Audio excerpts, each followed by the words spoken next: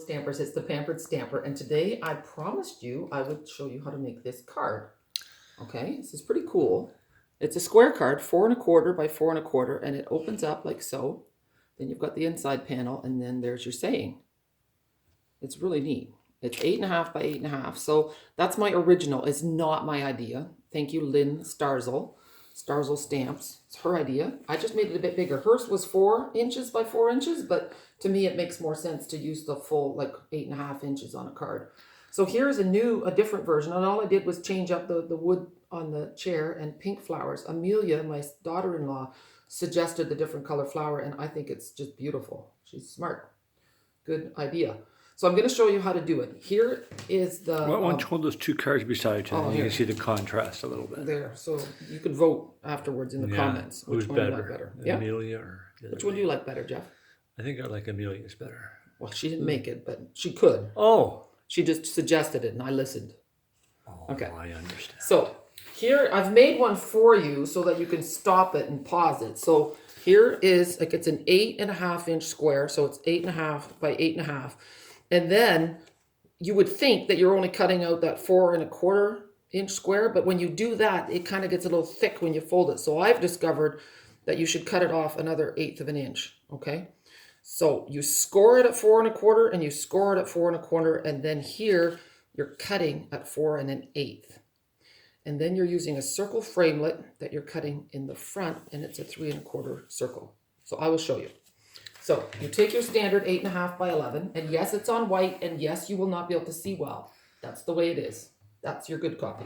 So 8½, and then you cut. And then you're going to go 4 1/4, and you're going to score. So move that blade out of the way, and you're going to score to 4 1/4 a couple times. There, and then this way, 4 1/4, and so, and then you're going to cut here at 4 1/4, and you'll notice that your blade has that little arrow on it right there, and it stops, so it tells you exactly where to stop. So at the 4 1/4 mark. At the 4 1/4 mark. It won't actually talk to you, but you know. And so now you're going to turn it, and here is where you want, this is where it gets a little complicated. You're going to go to 4 1/8 because you want this baby to be a little bit shorter.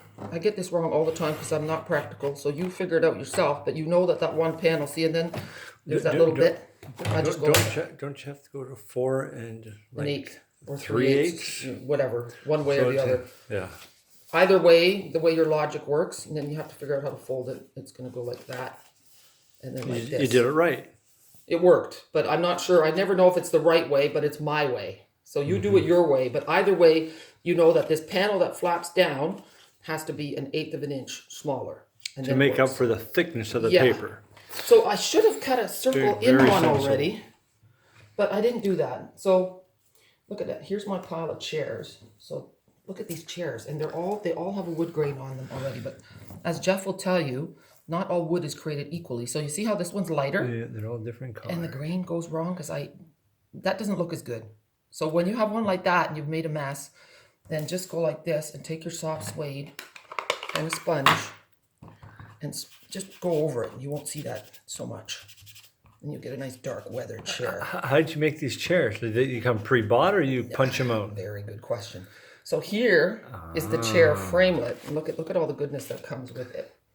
Okay, so all these beautiful things, the chair, the maple leaf, the snowflakes, the branch, the scallop, the flowers, it even has the little cup.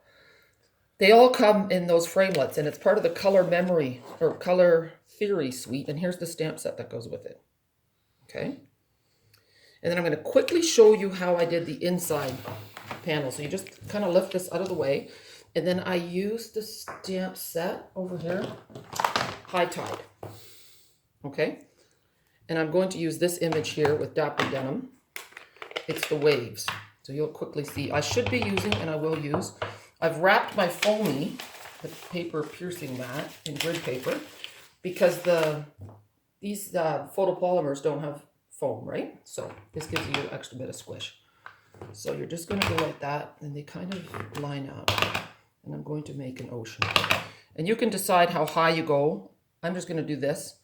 And then, I had a sponge, yeah. Then to make it more realistic, you're just going to sponge over top of the water. And you'll notice that I'm going in circular motions. That's more realistic, okay? Then, the inky fingers, I'll make sure I stamp my birds. I tore a piece of white paper to make a hilly scene. And that is my mask. And then I'm going to take Pool Party and a sponge, and I'm going to make a horizon. You never knew this was possible, did you, Jeff? Wow, that's pretty smart. Well, again, it's not my idea, and I'm using a dirty sponge, as you can see. But sometimes mistakes are good. Pollution in the air. See, look at that. See, there's your hills. And then I'll use a side. And I'm going with Pool Party. Those are the bottom of the clouds? Well, that too, but you know what? Watch this. It's not the bottom of the clouds. Oh. He doesn't know what he's talking about. Sometimes he does, but not today. There. So, I guess. Yeah. right? It's the hills. And it could be enshrouded in mist. Then, oh dear, I'm missing my birds. Oh, here they are. So birds in Dapper Denim. And these birds are pretty easy to stamp upside down, so be careful. Oh, so a little mark that you made, it's no big deal. It's No. pretty well 100% gone. See, it's just the clouds are all different. See, and then I really should show you that circle, but you know what? You'll see it on here. So then you have the circle. See, this is going to pretend there's a circle here, and then there's a hole where you can see your scene, which we'll just go like this. See? Look how nice that is. Pound it out quick. Well, oh, okay, let me run and grab a big shot. Yeah. Okay, gosh. Here, so Jeff will zoom in on this. He'll show you all the framelets. Those are the circle ones, and you want to use the biggest one, which is about 3 1/4. All right, let's go. I'm bringing the big shot. Oh, you got to do that? I thought it was just a punch. Oh, you have to use the big shot. Everybody should have one of these. And I'm using the magnetic platform, and I'm just going to lay it down. He probably can't see very well. Oh, yeah, I got it. See, and that clamps it right in place, which is awesome. And I'm going to just slip this over the chair. Slip this in, because I don't want to squish the rest of my card. I just want that circle cut. Well, it's not perfect, but it'll do. You should fold down. Well, it's No, gonna. the other way. Yeah, that's true. There. Right? I didn't push the whole thing through, because otherwise you'll get a line. All right. So now we have our circle. See? There, see, Jack. I know, he did a good job.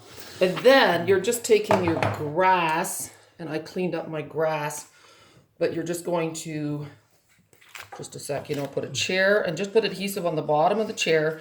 You're going to stamp your grass, and I have to say that stamping that branch with the flowers is a real pain in the butt. So you want to just go like this, and then here's the flowers, and here's my branch. I'll do it, but I have to say, it's not my favorite thing to do. Okay, that's my router making that noise. There. And then we should use Berry Burst, which I put away. Oh gosh. You know what? It's not meant to be. Now, it's done. I'm done. You see how you kind of have to play with how it goes? Yeah. It kind of goes like that. Okay, then you'll get your branch. It doesn't show because I didn't ink it. But anyway, I'm off the hook. Do it yourself, okay? There's the berry burst, and you stamp off, and you get that look, and it's beautiful. And then on the bottom, I just stamped the grass in soft suede repeatedly, so the lighter is stamped off, and the birds were stamped in espresso. So, have fun with this technique. It's really easy, and I love it. All right, have a good day.